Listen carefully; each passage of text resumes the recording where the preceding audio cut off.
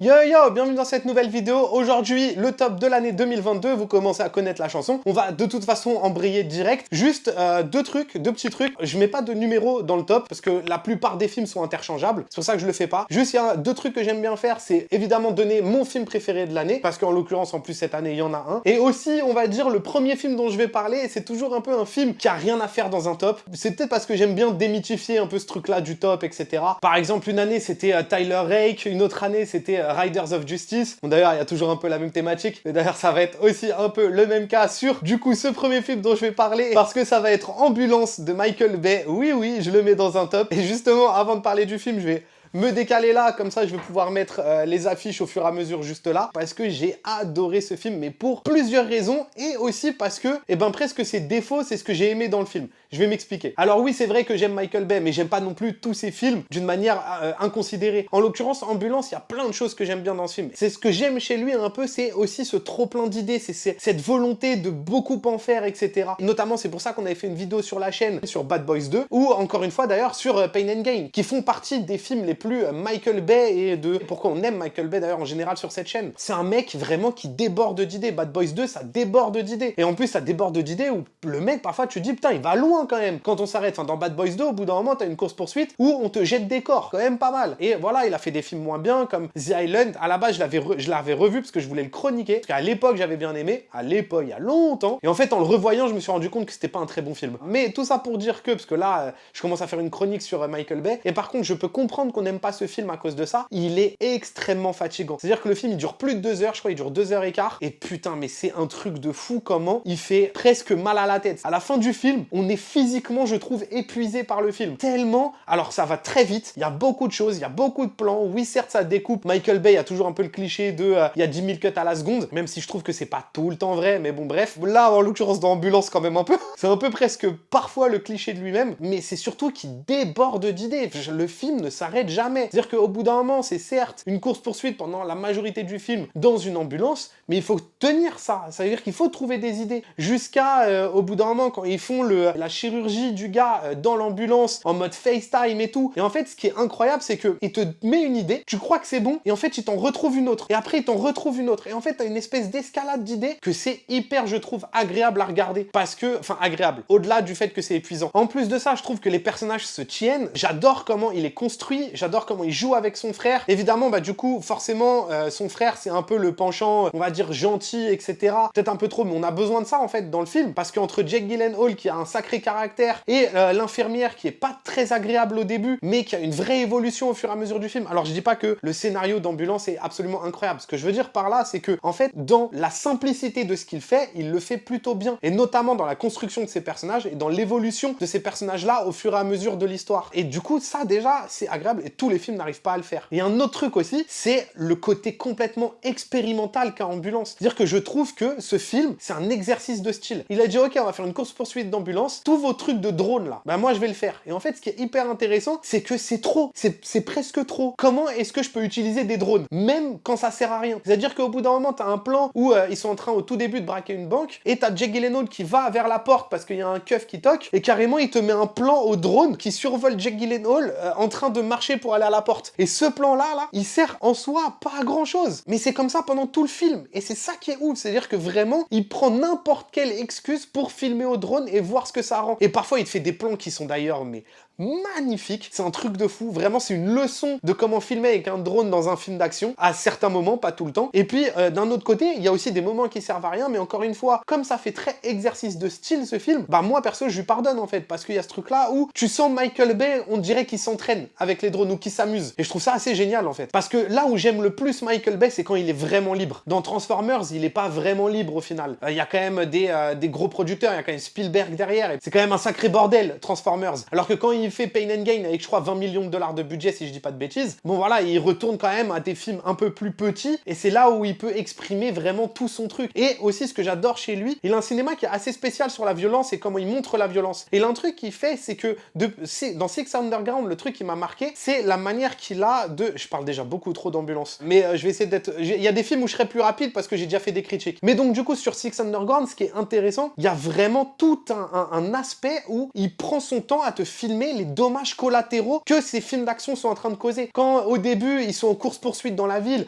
et qu'ils détruisent les immeubles ou qu'ils renversent des trucs, il prend son temps à te filmer vraiment les gens qui sont en train de mourir en fait, tout simplement, genre les dommages collatéraux, que ce soit sur un marché, dans des immeubles, etc. Et d'ailleurs, je trouve que ça rajoute vraiment de la violence à son film. C'est pareil, dans Ambulance, il revient un peu avec ça. Il revient un peu avec une espèce de violence comme ça qui marque un peu, où on dirait qu'il veut toucher. Et c'est aussi pour ça que je pense que j'ai très vite aimé le film. Alors c'est horrible ce que je vais dire, mais en fait, il commence le film avec un accident de voiture et la personne qui est enfermée, qui est empalée par un poteau, c'est une petite fille. Et ça, l'image, elle est ultra violente. Et en fait, je trouve ça fou que dans un film comme Ambulance, qui va être un film d'action, on le sait, un peu braquage, évasion et tout, le mec, il commence ton film avec une fille qui est empalée dans une voiture. Et ces images-là, je trouve que c'est vraiment quelque chose qui fait partie de son cinéma. Et c'est tout bête, mais c'est quelque chose que j'aime vraiment beaucoup, parce que c'est des choses qu'on voit pas beaucoup, en fait, tout simplement. Et oui, le film, il a des défauts, déjà, et c'est vrai qu'il est quand même assez long, un peu trop en tout cas, je pense qu'il y a 20-30 minutes en trop. Plus de 2 heures pour un film comme ça, c'est quand même costaud. Et en plus de ça, comme j'ai dit, quand on ressort de la séance, on est épuisé. Aussi, putain, mais même en termes de réal, vraiment, il est sous stéroïde, là, c'est un truc de ouf. Même, je trouve, même plus que d'habitude. Encore une fois, je trouve qu'il se tient, en tout cas, même en tant que personnage et en tant qu'histoire, au-delà même juste du pur exercice de style qui déjà, de base, moi, me plaît énormément, quoi.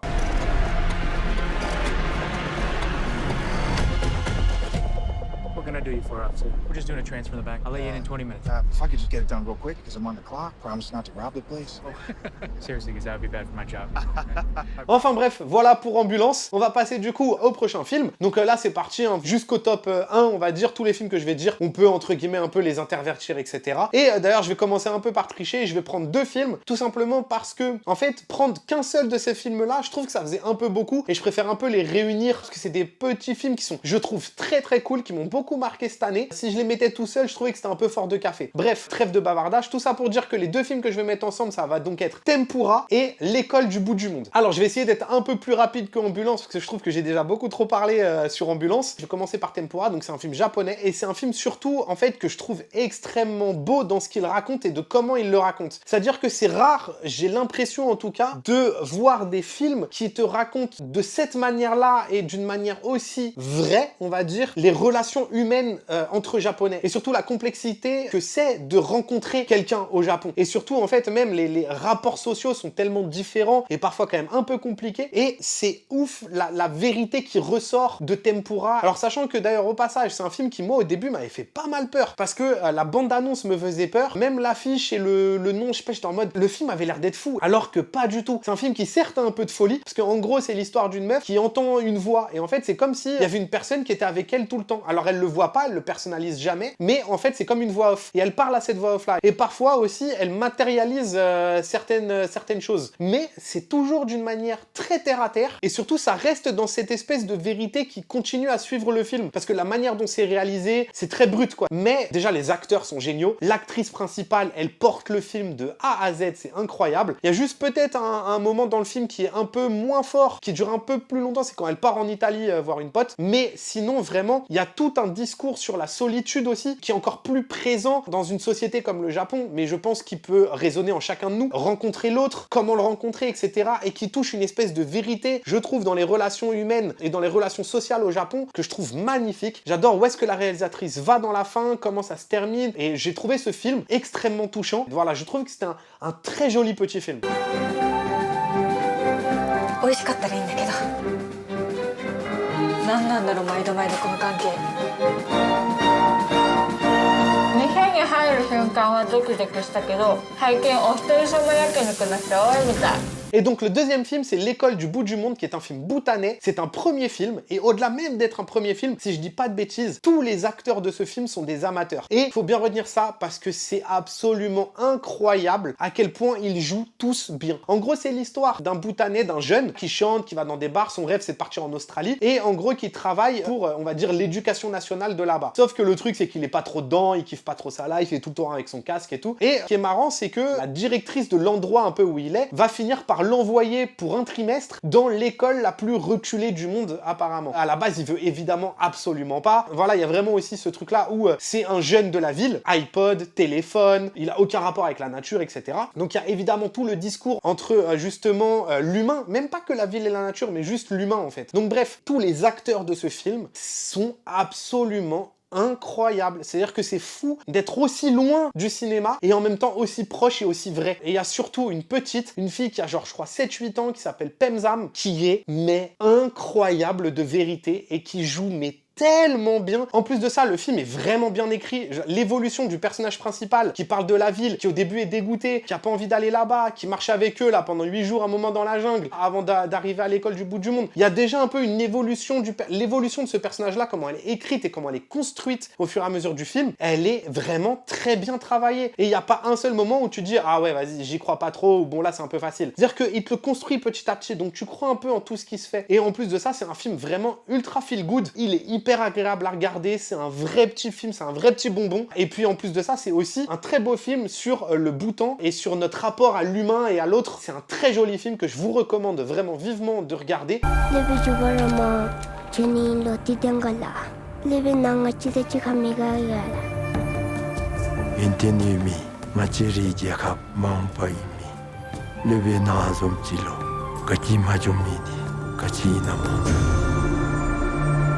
Donc voilà pour les deux films, pour Tempura et l'école du bout du monde. Et on va pouvoir passer au prochain film. Et ce sera donc Armageddon Time. Alors j'en ai fait une critique, donc du coup je vais pas en parler 1000 ans. Mais dans la critique, à un moment je dis je sais même pas si oui ou non je vais le mettre dans le top dans l'année. Je me suis beaucoup posé la question de savoir si j'allais le mettre ou pas. C'est un film qui m'a énormément touché d'une manière personnelle. Je trouve pas que ce soit un film parfait. Je trouve assez long à certains moments. Le film aurait mérité d'être un peu plus coupé et de moins s'attarder sur certaines choses. Mais le film il a une puissance pour partager ses émotions qui est absolument incroyable. Vraiment, la manière qu'il a de construire l'émotion dans ce film, c'est ouf. Et encore une fois, comme j'ai dit, le truc, c'est que ce film m'a touché d'une manière très personnelle et c'est, je pense, le film, même c'est sûr, le film qui m'a le plus touché cette année, vraiment. Donc, d'un côté, vu que c'est mon top, je peux pas ne pas mettre un film qui m'a autant touché, en fait, tout simplement. Je vous invite donc à regarder la critique, hein, si ça vous intéresse. Je la mets en description, là, juste en dessous de la vidéo. Mais voilà, c'est un film magnifique et extrêmement touchant et qui le fait, en tout cas, dans ce domaine-là, qui le fait quand même très, très bien. You just wanted to be like you. I want you to be a whole lot better than me. Life is unfair. Be thankful when you get a leg up. You make the most of your break and do not look back. All my hopes are with you and your brother for my whole life. Le prochain film dont on va parler, c'est aussi un film dont on a fait une critique sur la chaîne, donc pareil, je vais aller assez vite. C'est Les 5 Diables, parce que c'est un film que j'ai adoré, que j'adore encore, que je trouve vraiment réussi sur tellement de points. Et je me souviens que sur la critique, je disais voilà que j'aurais préféré par exemple que la fin, elle parte un peu comme ça et tout. Mais c'est une manière un peu d'être tatillon, c'est-à-dire que oui, j'aurais préféré, mais ça n'enlève en rien la puissance du film, la force du film, tout ce que le film amène, la manière dont c'est réalisé. Et en plus aussi, mais le film, il est tellement beau. Vraiment, la lumière de ce film, l'image en général, elle est magnifique. Puis tous les acteurs sont bons, que ce soit Adèle Exarchopoulos jusqu'à son mari, la sœur, la petite. C'est en général très bien mis en scène. Et puis même la manière qu'il a, le film, de gérer le fantastique, c'est hyper intelligent. Donc non, vraiment, je trouve que Les 5 Diables, c'est un super film. Vraiment, un super film. Un de mes films préférés du coup de cette année. Je t'aime, maman. Allez les filles, on crie, allez!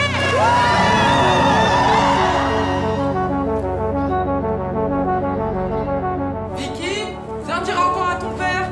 Le prochain film de la liste, ce sera donc un film pas très connu, un film canadien, québécois exactement, qui s'appelle Souterrain. Je ne connaissais pas trop l'existence et j'avoue, j'ai digué parce que je fais souvent des recherches pour voir un peu les films de l'année que j'aurais pu oublier, etc. Et donc j'essaye de les rattraper. C'est un film qui est sorti fin janvier 2022 en France en tout cas. Et c'est un film que je trouve, mais vraiment super. Et d'ailleurs, il y a quelques similarités avec Les 5 Diables, notamment en termes d'image. Alors depuis tout à l'heure, j'essaie un peu de vous raconter c'est quoi l'histoire de Souterrain, en tout cas le pitch. C'est un peu compliqué parce que je trouve qu'il se passe plein de trucs. Mais en gros, on suit... Alors déjà, je viens de lire du coup le résumé sur Allociné par exemple. Ne le lisez pas parce qu'en fait je trouve qu'il raconte littéralement tout le film, donc ça n'a aucun intérêt. Donc bref, t'as un peu un mélange entre des drames humains qui se jouent autour de ce personnage là de Maxime, entre même ses peurs, ses craintes, ses culpabilités, avec aussi sa copine, avec le travail, avec les collègues et tout. Et donc c'est hyper intéressant la manière dont c'est construit. Déjà d'avoir un personnage principal comme ça qui est pas forcément très agréable au premier abord, mais je trouve que c'est un film qui a beaucoup de qualité, que ce soit déjà dans l'écriture de ses personnages, que dans l'écriture entre la relation entre chacun de ces personnages-là, entre le scénario tout court, la mise en scène, l'image, le montage, vraiment, c'est un film hyper bien foutu, quoi. Et vraiment, aussi, c'est un film tellement touchant, et c'est un film qui déborde d'humain. Et c'est drivé par ce personnage-là, par Maxime, qui est un peu, justement, un mec un peu borderline, où tu sais pas trop si t'as envie de l'aimer et tout, mais en même temps, tu sens que, en fait, il essaye d'être quelqu'un de bien, et qu'il essaye d'être quelqu'un d'humain, mais qu'il n'y arrive pas toujours de la meilleure des manières. Et en fait, c'est hyper intéressant de voir comment la réalisatrice, elle arrive à filmer cette vulnérabilité-là qu'a ce personnage-là. C'est-à-dire ce truc-là où il essaye, mais il n'y arrive pas. Mais réunir tous ces questionnements-là autour d'un personnage principal, je trouve que c'est une force en termes d'écriture, et c'est hyper intéressant. Et donc, du coup, c'est aussi un peu déstabilisant, parce que souvent, le personnage principal, il est fait pour qu'on l'aime. Mais quand tu passes tout un film à te demander si oui ou pas tu l'aimes, et du coup, il y a une vraie analyse, je trouve, de l'humain à travers ce film-là, qui est hyper réussi. Et aussi, d'ailleurs, au passage, toute la dernière demi-heure du film, elle est incroyable en termes de tension, en termes d'émotion, de comment, justement, en termes de montage et de mise en scène, de comment elle arrive à maintenir tout ça et à te faire ressentir tout ce que tu ressens. Vraiment trop bien réussi. Et puis les acteurs, putain, les acteurs, qu'est-ce qu'ils jouent bien, c'est un truc de ouf. Ils jouent tous bien et en plus, ils sont hyper bien dirigés. Et encore une fois, alors, certes, l'image, elle est magnifique, évidemment, quand ils sont dans la ville, etc. Mais qu'est-ce que ça doit être dur de réussir à faire une belle et une bonne lumière quand ils sont dans la mine. Mais en termes de couleur, en termes de lumière, de jeu de contraste et tout ça, mais à chaque fois qu'ils sont dans la mine, c'est magnifique. C'est un truc de ouf. Enfin bref, vraiment, je trouve que ce film, il est hyper réussi en plein de points, qui à la fin, il te prend en trip. Et aussi, un autre truc, c'est que le film, en fait, en termes de mise en scène, il comprend quand s'arrêter. C'est-à-dire que surtout, à un moment, moi, je pense à une scène à la fin du film, plutôt que te faire un chant contre chant, ou plutôt que, voilà, de s'éparpiller dans du découpage, et il y a des moments où il comprend, en fait, quand il faut juste filmer avec un seul plan. Voilà, juste, là, je filme comme ça, tu laisses le flot des émotions arriver, etc. Donc, bref, regardez Souterrain, c'est vraiment un super film.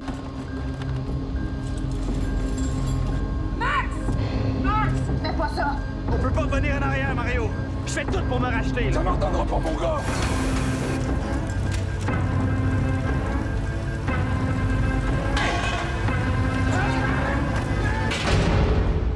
Putain, j'ai jamais autant galéré pour raconter l'histoire d'un film, c'est un truc de ouf. Donc on va passer au prochain, du coup ça va être un peu plus simple, ça va être Top Gun Maverick, évidemment. J'en ai un peu parlé sur la chaîne aussi, dans un moment on a fait un pourquoi il faut regarder le premier Top Gun, et à la fin je fais une mini critique sur Top Gun Maverick, donc voilà, je vais quand même un peu en parler là aussi, mais c'est évidemment un des meilleurs films de l'année parce que il est trop bien, en fait il réunit tout ce qu'un film de divertissement devrait réunir avec un budget pareil. Et aussi, encore une fois, voilà, moi Tom Cruise c'est quelqu'un que j'aime vraiment beaucoup parce que c'est quelqu'un pour qui j'ai beaucoup de respect dans le cinéma, évidemment, parce que c'est quelqu'un qui aime le cinéma profondément. Quand au bout d'un moment, t'as un mec qui vient et qui dit Top Gun 2, il est prêt depuis 2020, je crois, ou un truc comme ça. Et en fait, il aurait pu le vendre à des plateformes pour que le film y sorte. Et c'était une volonté de absolument pas le sortir sur une plateforme. Il voulait que le film soit au cinéma et que les gens découvrent ce film au cinéma. Et en fait, ça, c'est dire la volonté du gars et l'amour que le gars, il a pour le cinéma, la salle de cinéma, pour ce que ça représente, etc. Et je pense que Tom Cruise, c'est un des derniers grands amoureux et défenseurs d'un cinéma. Ce gars-là, c'est Belmondo, c'est Jackie Chan, quoi. De ce truc de se donner corps et âme pour réaliser justement des cascades, pour réaliser des histoires et pour procurer des choses aux spectateurs. C'est cet amour qu'il a pour le cinéma au point de donner de son corps. C'est tellement respectable, c'est incroyable. Et encore une fois, en plus, Top Gun, pour revenir un peu au film, le truc d'être dans les avions, là, carrément, c'est pas des bails de fond vert ou quoi. Vraiment, les acteurs, ils sont partis, ils sont allés dans des avions, ils se sont entraînés. Et ça, du coup, forcément, on le ressent aussi, nous, en tant que spectateurs. Ça donne des scènes d'action qui sont absolument folles et qui, au cinéma, rendent mais magnifiquement bien. Le film est trop bien en termes d'action, en termes de comment est-ce qu'on projette le spectateur dans cette action-là. Et parce que tous les acteurs aussi, du coup, se sont mis au diapason de Tom Cruise. Et voilà, il fallait sortir ses coronets, se les mettre sur la table et se prendre des jets dans la tête. En plus de ça, j'adore le casting et surtout, notamment, évidemment, Miles Teller, qui est moi un acteur que j'aime beaucoup depuis vraiment pas mal d'années. Alors oui, Whiplash, évidemment, mais il a aussi fait un petit film qui s'appelle Spectacular Now, qui a fait un teenage movie que j'adore, entre autres. Enfin bref, moi c'est vraiment un acteur que j'aime beaucoup. Et en plus de ça aussi, je trouve que le film, il a une compréhension de son mythe, il a une compréhension de ce qu'est le premier Top Gun et ce que c'est que faire une suite 20 ans après. Il arrive toujours à être dans la suite logique de son mythe, tout en le respectant et en jamais le singeant. C'est déjà une preuve de force, je trouve, de réussir à faire ça. Et en plus de ça, le film, il a vraiment des moments d'émotion qui sont hyper forts et il y a une vraie construction dans l'écriture l'écriture des personnages. Encore une fois, c'est ce que je dis, ça reste un blockbuster. C'est-à-dire qu'évidemment que tu vas pas aller extrêmement loin dans les écritures, etc. Parce que voilà, c'est des trucs qui sont quand même dans des box, t'as des cahiers des charges, etc. Mais quand c'est simple et que c'est bien fait, bah, parfois ça suffit. Et puis surtout, évidemment, le moment avec Val Kilmer quand il le retrouve, c'est tellement un moment magnifique. C'est absolument pas tu sors les violons, tu chiales et voilà, on t'en rajoute des caisses. Je trouve que la manière dont c'est mis en scène, la manière dont les deux jouent, etc. Il y a comme une vraie humanité qui ressort de ces deux personnages qui se retrouvent là à ce moment-là. C'est que souvent dans les blockbusters, je trouve qu'on oublie les personnages et qu'on oublie l'émotion. Ce que justement ne fait pas Top Gun 2. Et c'est ça qui est intéressant dans Top Gun 2. Donc évidemment, Top Gun 2, c'est un pur objet de divertissement, mais qui le fait extrêmement bien. Et ça fait putain de plaisir de voir ça. Et d'ailleurs même, du coup, j'ai vu Avatar 2 avant de faire le top, parce que je pensais que j'allais potentiellement le mettre dans le top. Et j'ai pas trop aimé le film. Bon ouais, je vais pas m'attarder sur Avatar 2. Mais voilà, je trouve que vraiment Top Gun arrive à réussir certaines choses que d'autres films ne réussissent pas. I have to admit, I wasn't expecting an invitation back. They're called orders, Maverick.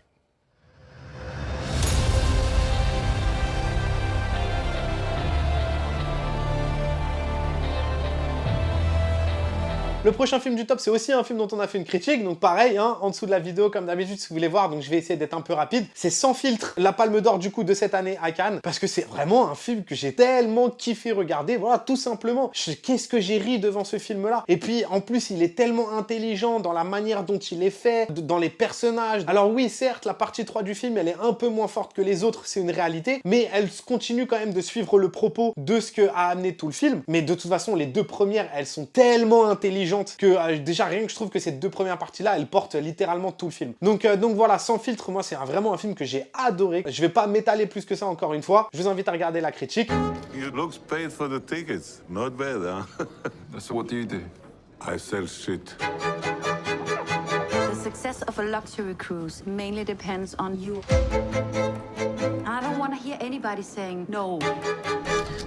Et puis prochain film, qui d'ailleurs a une trajectoire un peu marrante, parce qu'à la base, il allait pas du tout être dans le top, et puis au final, parce que c'est Park Chan-wook, j'ai revu Decision to Live, et le truc, c'est que je me suis dit, il faut que je le regarde. En fait, le truc, c'est qu'autour de moi, il y avait tellement de gens qui ont adoré Decision to Live, que j'ai commencé à me poser des questions. J'étais en train de me dire, mais attends, c'est pas possible. Donc bref, comme c'est Park Chan-wook, il fallait que je revoie le film. Donc j'ai revu le film quand même, au cas où, avant de faire le top, et je me suis pris une petite claque, je veux pas mentir. Donc c'est ça qui est hyper intéressant, c'est que c'est très rare quand même, les films que j'ai été aussi mitigé, et 6 mois plus tard je le revois et je me dis ah merde, c'est quand même plutôt pas mal. Mais je sais pourquoi. Alors le truc c'est que en fait ce qui est fou avec ce film, je sais pourquoi je l'ai moins aimé avant et pourquoi je l'aime en plus aujourd'hui et pourquoi, voilà, bref, je vais expliquer tout ça. Moi je trouve que c'est la force et le défaut du film, c'est sa densité. C'est-à-dire qu'en fait il y a tellement de choses dans ce film, il y a tellement de petites interactions, de petits moments, de ci, de ça, qu'en fait si tu clignes des yeux une fois, c'est terminé. Le problème, c'est que moi, c'est ce que je dis souvent, mais j'ai des problèmes de concentration. Il suffit d'un rien pour que je parte dans ma tête. Ça pardonne pas devant Decision to Live. Et c'est ça qui est intéressant en le revoyant, c'est que du coup, en sachant ce qui va déjà se passer, etc., et connaissant le film, eh ben, je peux beaucoup plus faire attention aux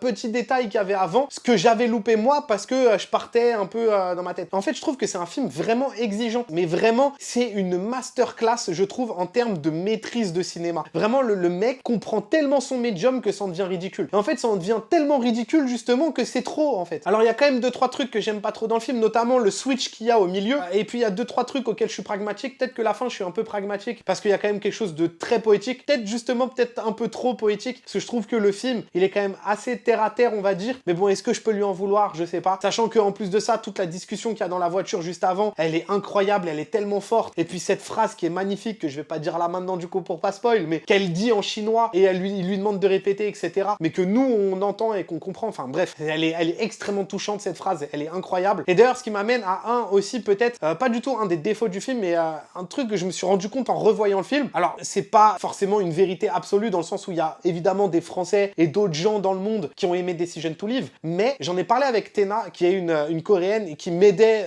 avant à faire les vidéos, voilà, si vous suivez depuis longtemps. Bonjour Tena.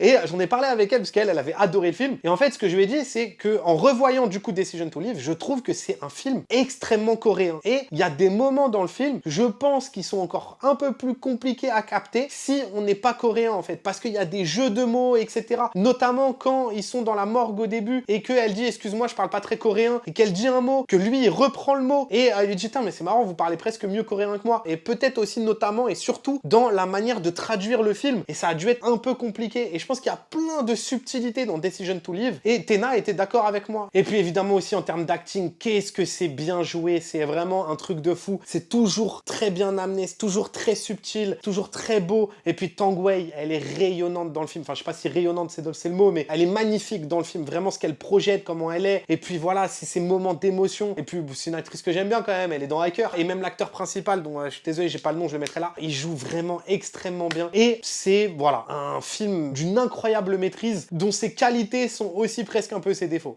타살로 의심할 정황이 없는데? 확신하세요? 기동술 씨 아내 송설아입니다. 많이 놀라셨겠습니다. 원하던 대로 원명하셨습니다.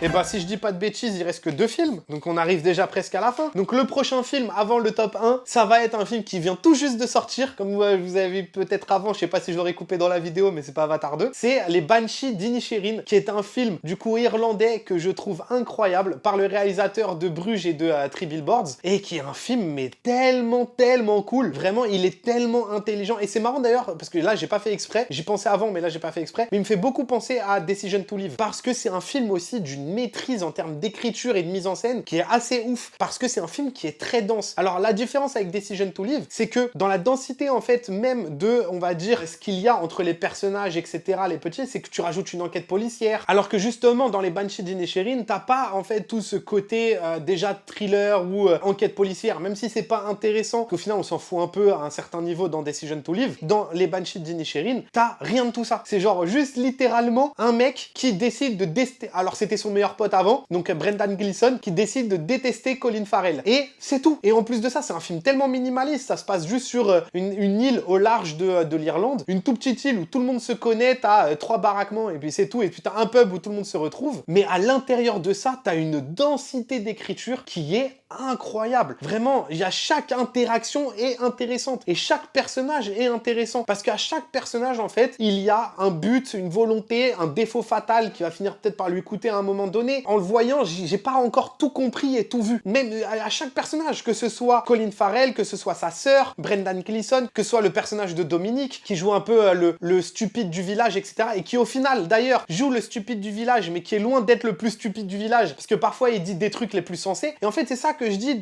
en termes de densité. C'est jamais blanc ou noir dans ce film, et il y a tellement d'informations. Et forcément, bah, c'est un peu plus facile de le digérer, parce que bah, t'as pas tout ce qu'il y a en plus dans Decision to Live. Là, c'est beaucoup plus minimaliste dans les Banshees d'Inisherin, mais c'est pas pour autant qu'il n'y a pas autant de densité en termes d'écriture et des enjeux qui se passent entre chaque personnage. Dans ma tête, pendant que je suis en train de parler, je suis en train de me dire putain, mais faut que je raconte ça. Mais du coup, je vais commencer à spoil le film. C'est pas le but parce que c'est pas une critique, mais vraiment, c'est un film hyper intéressant, et c'est un film qui m'a un peu suivi, parce qu'à la fin, j'étais un peu en train de me poser des questions de putain, mais qu'est-ce que le film essaye de me raconter? Et je sais que c'est là. Et donc maintenant, j'ai, je pense, à peu près compris ce qu'il voulait me raconter, le film. Mais du coup, il y avait quand même ce truc là où j'étais en mode putain, attends, ça se termine comme ça, mais du coup, pourquoi? Et il y a plein de petits indices, de détails aussi qui se cachent dans les dialogues, etc. Et puis en plus de ça, tous les acteurs sont incroyables. Colin Farrell, vraiment, mais c'est fou. Vraiment, je trouve que ce mec-là, il a pas assez d'amour. Vraiment, alors oui, il a fait de la merde, comme Daredevil, mais putain, mais il a fait des films où il est tellement, mais incroyable. Et en termes d'acting, il faut aimer plus ce mec-là. Même s'il a pas toujours fait des trucs bien, il a quand même fait des trucs qui sont tellement dingues. Et il le prouve encore dans ce film-là, qui est un film, encore une fois, qui déborde d'humanité et qui est très beau. Et en plus de ça, qui est putain de bien écrit. Now, if I've done something to you, just tell me what I've done to you. When you didn't do anything to me, I just don't like you no more. You liked me yesterday. Why does he not want to be friends with you no more? What is he, 12? What the hell's going on with you, me feckin' brother? He's dull, Siobhan. But he's always been dull. The other night, 2 hours you spent talking to me about the things you found in your little donkey shite that day. Well, it wasn't me little donkey shite, it was me pony shite, which shows how much you were listening. Donc enfin, mon film préféré de l'année, et je trouve qu'il est le film pour le coup, par contre objectivement même le meilleur film de l'année, c'est Leila et ses frères, qui est incroyable de maîtrise. Voilà, encore une fois, on en a fait une critique sur la chaîne, je vous la mets en description, donc je vais essayer de pas en parler non plus pendant 1000 ans. Moi, pour moi, c'est ma palme d'or. Vraiment, je trouve ce film d'une maîtrise de A à Z, de mise en scène, de montage, de scénographie. Même d'ailleurs, le film est très beau, hein, il y a une très belle lumière en termes d'acting et d'écriture, de scénario, de personnages, de ce qui se passe, de relations entre eux. C'est vraiment Leila et ses frères, c'est un truc de fou. Vraiment, ce film, c'est presque dingue à quel point il est maîtrisé, en fait. Rien que le début, le mélange entre l'émeute, entre le calme de la sœur et entre le père qui essaye de se faire apprécier au milieu de ces 35 personnes de sa famille, etc. Juste le début, c'est une dinguerie. Et puis voilà, toute la construction de ces personnages, tout l'humain, encore une fois, d'ailleurs, qui ressort de ce film-là. Et c'est ouf à quel point il ne juge personne. Bref, c'est un film de fou. Vraiment, c'est un film de fou, Leila et ses frères. Donc voilà, et dire que la loi de Téhéran, j'avais été un peu en dessous, je l'avais même pas mis dans le top, parce que voilà, je le trouvais cool, mais sans plus. Mais alors là, Leila et ses frères, quelle claque! Donc voilà pour mon top 1 de l'année. Leila et ses frères, mais by far, de ouf!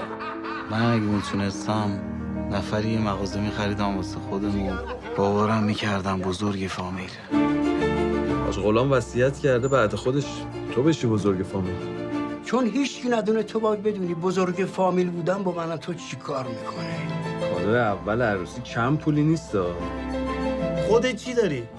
40 تا سکه تمام. N'hésitez pas à mettre en commentaire c'est quoi votre top à vous, parce que bah, peut-être qu'il y a des films que je connais pas, j'irai voir et peut-être ça me donnera envie de les regarder. C'est encore une fois aussi, même pour moi, le but de faire un top, c'est aussi ça, c'est mine de rien peut-être vous donner envie de voir des films que vous n'avez pas vus. Peut-être que vous n'avez pas vu Top Gun 2 et que bah, ça va vous dire putain mais ouais, tout le monde parle de Top Gun 2, faut que je le voie. Et puis d'autres films qui sont moins connus comme Tempura, L'école du bout du monde ou même Souterrain, le film canadien. Bref, donc c'est encore une fois comme le but de cette chaîne, c'est parler de cinéma pour donner envie aux gens de regarder du cinéma. N'hésitez pas à me dire ce que vous en pensez, ce que les films que vous avez aimés, que vous n'avez pas aimés, on peut débattre, etc. Voilà, hein, je pense qu'on peut s'aimer sans être d'accord. Et puis on se retrouve pour une prochaine vidéo. En attendant, portez-vous bien et puis à la prochaine. Banks!